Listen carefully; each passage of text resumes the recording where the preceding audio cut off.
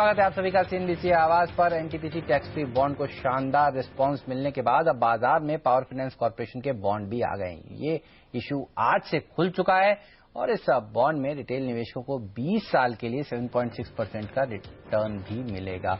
Reserve bank की तरफ से 0.5% दरों में कटौती से पहले से इस बॉन्ड की दरें तय कर ली गई थी। रिटेल निवेशकों के लिए इशू का 40% यानी 280 करोड़ रुपए का हिस्सा रिजर्व रखा गया है। इस इशू को क्रिसिल, इकरा और केयर से AAA रेटिंग भी मिल चुकी है। PFC के इस टैक्स फ्री बॉन्ड में आपको पैसा लगाना चाहिए या नहीं लगाना चाहिए, first come first serve basis के ऊपर ये बॉन्ड भरा जाएगा। जहां आज ये खुल चुका है और ये समाप्त होगा, बंद होगा 9 अक्टूबर को। क्या हो आपकी रणनीति, चलिए इस सब पर बात करते हैं। हमारे साथ जुड़ चुके हैं हेमंत रुस्तगी। हेमंत, आपसे जानना चाहूंगा किनको लगाना चाहिए इसमें पैसा और कौन से लोग हैं जिनके लिए अट्रैक्टिव नहीं है। पहले इस बॉन्ड के बारे में बताइए, on the face of it कैसा लगता है ये आपको? देखिए, अगर हम इस बॉन्ड की बात करें एज एन इन्वेस्टमेंट ऑप्शन तो ये काफी अच्छी ऑप्शन है। मतलब यहाँ पे आप 10 साल, 15 साल या 20 साल के लिए पैसे लगाते हैं।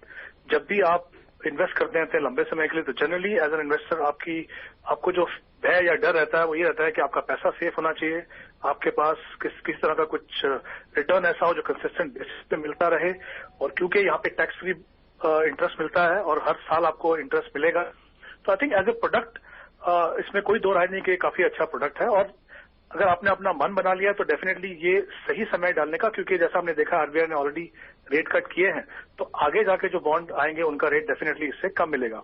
लेकिन सवाल ये है कि आपको इसमें कितना पैसा लगाना चाहिए।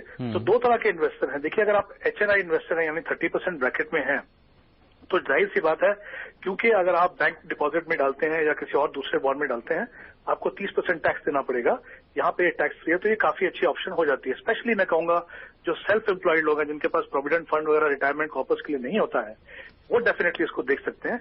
लेकिन अगर आप EPF में पैसा लगा रहे हैं, ऑलरेडी PF में आपके पास पैसा है, जनरली फिक्स डिपॉजिट में पैसा है, तो मुझे लगता है इनमें फिर से और ज्यादा पैसा लगाना मतलब कहीं ना कहीं आप लॉन्ग टर्म प्रोस्पेक्ट जो अपने पोर्टफोलियो के उस पर कॉम्प्रोमाइज करेंगे, क्योंकि लॉन्ग टर्म में आपको किसी भी तरीके से ओवरऑल पोर्टफोलियो रिटर्न में इन्फ्लेशन को बीट करना है।